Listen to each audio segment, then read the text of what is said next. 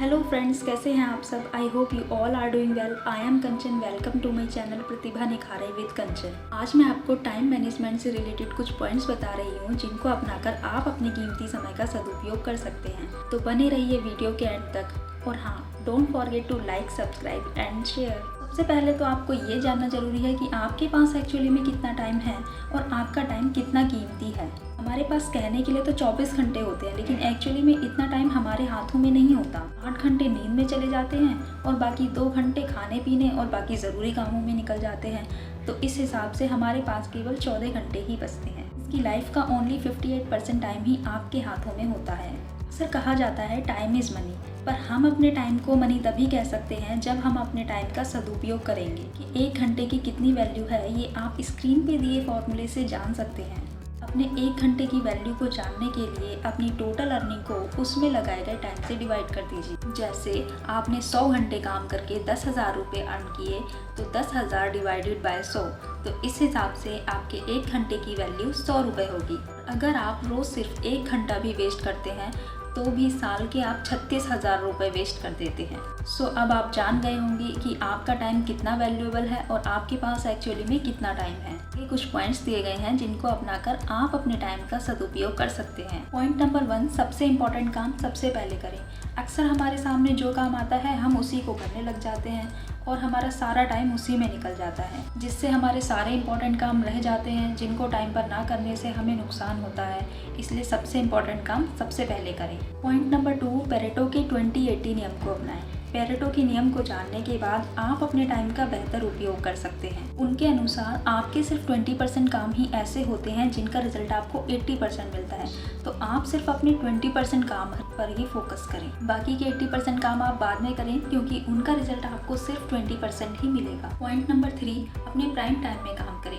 हमारे लिए दिन के 24 घंटे एक जैसे नहीं होते। दिन के किसी खास समय में हमारे थॉट्स, हमारे एनर्जी लेवल्स, हमारी कार्य क्षमता बाकी समय की तुलना में सबसे अधिक होती है। यही हमारा प्राइम टाइम होता है। ज़्यादातर लोगों के लिए सुबह का समय उनका प्राइम टाइम होता है, जब वे मुश्किल कामों को भी बहुत कम समय में और अच्छे से कर पाते हैं।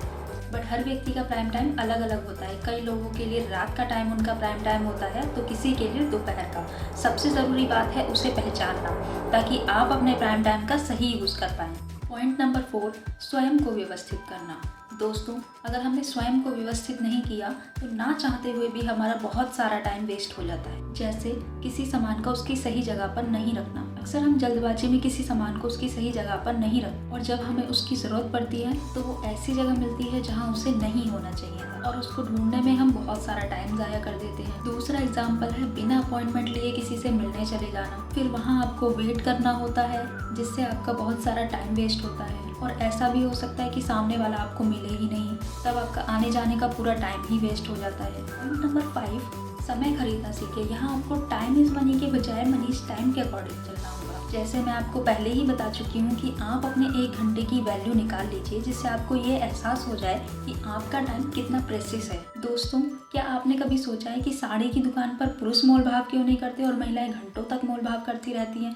वैसे तो इसके कई रीजंस हैं, पर एक सबसे बड़ा रीज़न ये है कि पुरुषों के पास टाइम की कमी होती है। और अगर हम हिसाब लगाएं कि आपके 1 घंटे की वैल्यू 100 रुपये है और आपने 1 घंटे के मोल भाव के बाद 80 रुपये कम भी करा लिए, तो भी आपको 20 रुपये का नुकसान ही होगा। यदि आप समय खरीदना चाहते हैं तो कम इम्पोर्टेंट काम आप बाहरी लोगों से करा सकते हैं।